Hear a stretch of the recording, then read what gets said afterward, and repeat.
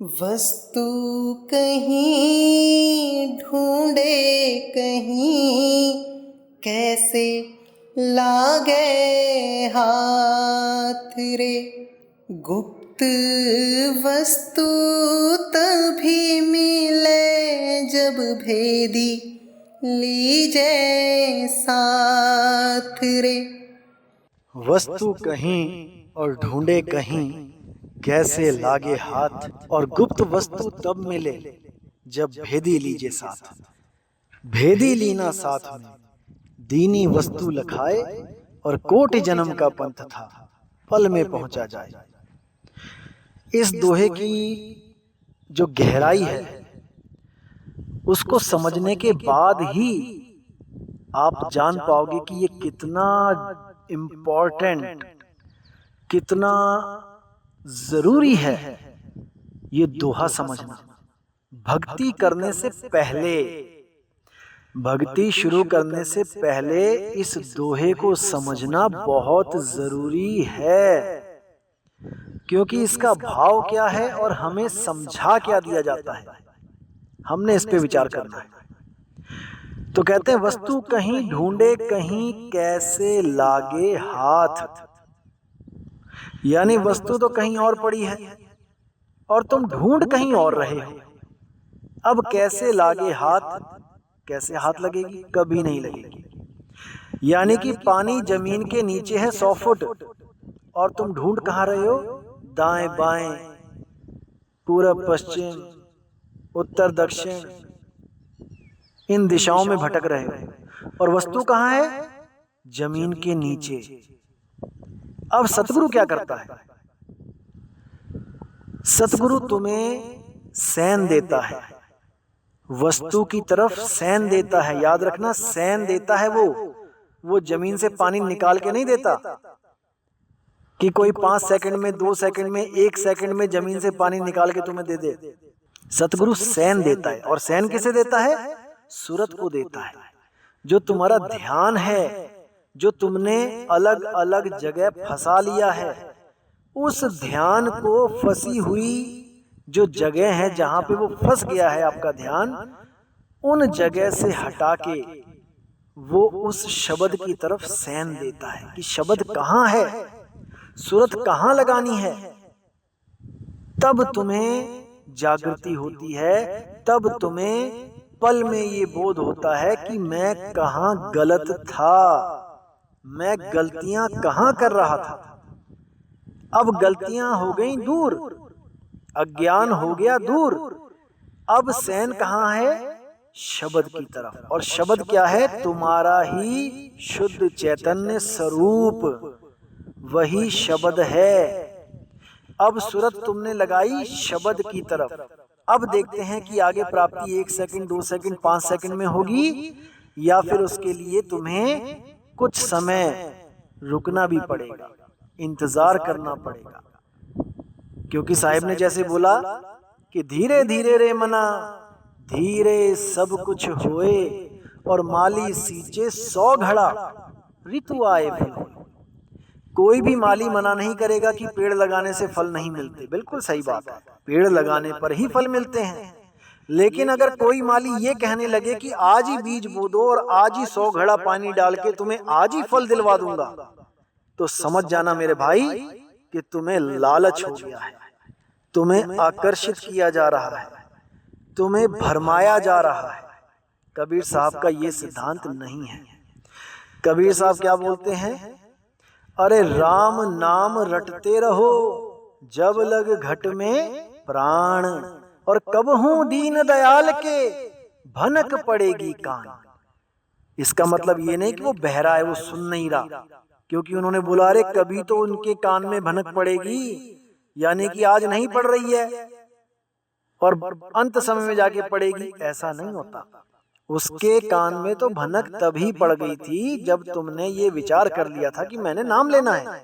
वो तभी समझ गया था कि हाँ, ये भगत अब तैयारी कर रहा है मुक्ति के लिए, ये गुरु के पास जाके नाम दीक्षा की तैयारी कर रहा है।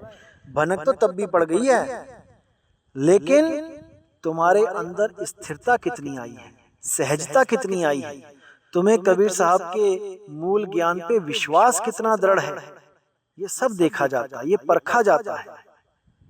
इसीलिए साहिब ने हर जगह यही बोला कि साहिब मिले सबूरी में। अब सबूरी का क्या मतलब है? सबूरी का मतलब होता है संतोख। तुम्हें समझ में आ गया कि मूल ज्ञान क्या है, तुम्हें समझ में आ गया कि रास्ता बिल्कुल ठीक है। अब क्या चाहिए? अब संतोख चाहिए। अब धीरे धीरे तुम अपने आप स्थिरता की तरफ चलते चले जाओगे। और जब तक स्थिरता नहीं आएगी, सहजता नहीं आएगी, भूल जाओ कि तुम्हें परमात्मा मिलेगा, क्योंकि परमात्मा है ही सहज अवस्था का नाम। जब तुम्हारी अवस्था ही सहज हो जाती है तो तुम उस स्वरूप को प्राप्त कर लेते हो जिसे परमात्मा कहते हैं। जब तक ये चीज तुम्हारी समझ में नहीं आई, जब तक तुम्हारा कल्याण नहीं हो सकता। इसी को आत्म ज्ञान कहते हैं, इसी को अपना निज स्वरूप का ज्ञान कहते हैं, इसी को निज शब्द का ज्ञान कहते हैं। इसीलिए बोला कि आत्म ज्ञान बिना नर भटके, और कभी मथुरा कभी काशी। भटके क्यों बोला? क्योंकि हम जब भी कोई वस्तु ढूंढते हैं तो हम भटकते ही हैं। जैसे नौकरी के लिए कोई भटक रहा है गली गली दर दर, तो इसका मतलब अभी नौकरी मिली नहीं है, उसे भटक रहा है वो। इसी प्रकार अगर कोई पानी के लिए भटक रहा है तो इसका मतलब अभी पानी मिला नहीं है, भटक रहा है। इसी प्रकार जैसे कोई पुलिस वाला किसी चोर को पकड़ने के लिए निकला है ऑफिस से, पुलिस स्टेशन से, तो इसका मतलब वो भी भटक ही रहा है, अभी तो पहुंचा नहीं उसके पास। लेकिन यहाँ बोला कि आत्म ज्ञान बिना नर भटके, यानी कि तुम्हारी सूरत आत्मा को छोड़ के हर जगह भटक ही रही है। अब करना क्या है? भटकती हुई सूरत को हमने अपने आत्म निज स्वरूप निज नाम में जोड़ देना है। वो निज नाम कब पता लगेगा, वो निज स्थान कब पता लगेगा? जब भेदी सतगुरु आपके जीवन में आएगा। सबसे पहले भेदी सतगुरु आपको ये बताएगा कि तुम हो कहां, इस शरीर में तुम्हारा निज स्थान कहां पे है, तुम्हारा मूल स्थान कहां पे है। क्योंकि जब तक तुम्हें यही नहीं पता लगा कि मेरा मूल स्थान कहां पे है, जब लग तुम अपने आप को ध्या ही नहीं सकते, तुम अपने आप में सूरत को रमण कर ही नहीं सकते, तुम अपनी फैली हुई सूरत को अपने में स्थिर कर ही नहीं सकते, क्योंकि तुम्हें वो मेन पॉइंट ही नहीं पता है कि सूरत स्थिर करनी कहाँ है। कोई हृदय में करने लग जाएगा जिसका गुरु ये बोल दे कि तुम हृदय में वास है तुम्हारा, कोई कंठ में लग जाएगा जो कह दे कि कंठ में वास है तुम्हारा, कंठ से ही आवाज आ रही है, तुम कंठ में ही बैठे हो। कोई कह देगा त्रिकुटी में है वास तुम्हारा, त्रिकुटी में ध्यान करो। कोई कह देगा नाभि में है वास तुम्हारा, गर्भ में सबसे पहले नाभि में थे तुम। ये सब अज्ञान है, ये सब थोथा ज्ञान। तुम विदेही हो, तुम्हारा ध्यान, तुम्हारी सूरत इस देह में आके फंस गई है, बस यही समझना है तुम्हें। तुम शीशे से बाहर हो, इस देही रूपी शीशे से बाहर हो, और तुम्हारा सारा ध्यान इस देही रूपी शीशे में फंस गया है।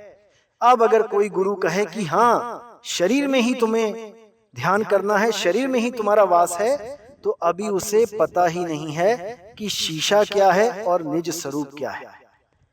अभी उसे यही नहीं पता। जो शीशे में ध्यान करवा देगा वो शीशा एक दिन टूटेगा और फिर से ध्यान नए शीशे में चला जाएगा, क्योंकि ये शरीर खत्म नहीं हो रहा है, ये शरीर तो बार बार बदला जा रहा है। अब ये छूटेगा कब बदलना? जब तुम्हारी सूरत केवल तुमको ही ध्याएगी, यानी मेरी सूरत को मैंने खुद में रमण कर लेना है। तब मैं अपने असली स्वरूप को जानूंगा, तब मैं उस अवस्था को प्राप्त करूंगा जब मेरा शरीर नहीं था, जब वो शीशा नहीं बना था, मैं तब भी था। लेकिन जैसे ही शीशा बना वैसे ही मेरा सारा ध्यान शीशे में चला गया और मैं प्रतिबिंब में फंस गया। अब इसी प्रतिबिंब से पार निकल जाना है। बिल्कुल उसी कुत्ते के समान हमारी हालत हो जाती है जो कांच के मंदिर में शीशे के सामने खड़ा होकर भौंकता है। जैसे स्वान कांच मंदिर में भ्रमते भूख मर्यो। जो भ्रम में भोंक रहा है, यानी कि जो भ्रमवश इस देह में ध्यान कर रहा है, उसका हाल खराब होने वाला है।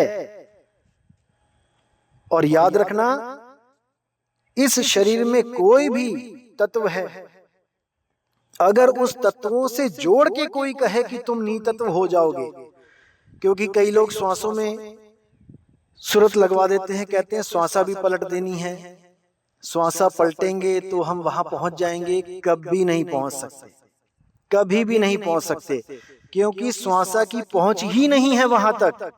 वरना सारे ही योगी योगेश्वर ये सब कब के पहुंच गए होते। सबने प्राण उल्टा दिए, लेकिन कबीर साहब ने प्राण उल्टाने के लिए नहीं बोला, कबीर साहब ने सूरत उल्टाने के लिए बोला है। और वो कौन सी चाल से? विहंगम चाल से। अगर प्राणों को उल्टा के तुम सोचो कि मैं पहुंच जाऊंगा, तो वो चाल कौन सी है? वो मीन चाल है, वो मछली की चाल है।